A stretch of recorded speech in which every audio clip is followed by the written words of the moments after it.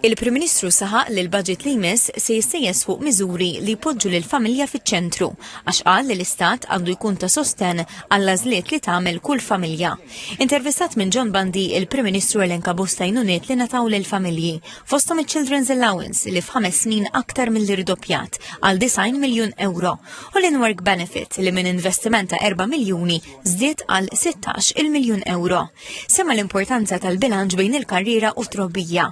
Qal li fil-budget mhux biss se tissaħħaħ l-għajnuna finanzjarja għall-familji, iżda din se tkun akkumpanjata minn riformi fil-liġi tal-familja li għandha tkun aġġornata biex tirrifletti żminijiet tal-lum.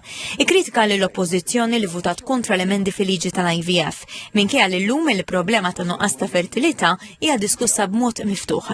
Staqsa kif l-istess oppożizzjoni tista' tippreżenta ruħha bħala progressiva meta fil-prattika timblokka l-aċċess għal koppji b'diffikultajiet biex isiru ġenituri. Dr. Abela qal l-IVF hija xjenza li tippromovi l-ħajja u issa kontra min jaqgħad dan il-proċess mal-abort li ddikjara li l-Gvern m'għandux mandat biex jintroduċih u lanqas se jkun hemm referendum dwaru f'din il-leġislatura. Saħaq li ma jaqbilx li mara tqila tispiċċa l-ħabs fuq każ ta' abort li ma jkunx sar b'mod kapriċċjuż. Dwar it-traffiku Dr. Abela semma l-inizjattiva Reshaping Our Mobility li tinkludi miżuri speċifiċi fi żmien l-iskejjel u elenka l-proġetti infrastrutturali kbar li diġà tlestew u oħrajn li għaddejjin bħal dak tal-Msida Creek.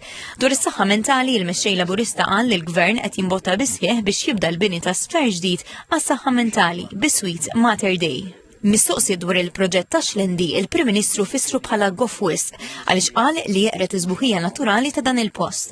Waqt li stqar li l-kap nazzjonalista Alex Borg għamel dik li sejjaħ U-turn klassika l-konvenjenza wara li ra reazzjoni tan-nies dwar it-turijiet Fawdex, siet li dwar il-proġett ta' Xlendi il-kap nazzjonalista ma rridx jitkellem b'mod speċifiku fuqu.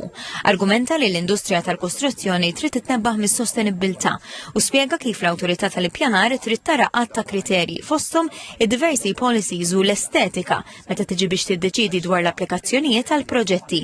Dwar id-deċiżjoni tal-Gvern Malti li jirrikonoxxi l-Istat Palestinjan, il-Prim Ministru qal li din id-deċiżjoni se tgħin paċi fir-reġjun tal-Vant Nofsani u spjega kif minkejja ċ-ċokon ta' Malta bissiġġu fil-Kunsill tas-Sigurtà tan-Nazzjonijiet Magħquda u l-Presidenza tal-OSCE pajjiżna kellu rwol kruċjali u kien katalist biex jimbotta l-paċi u soluzzjoni ta' żewġ stati.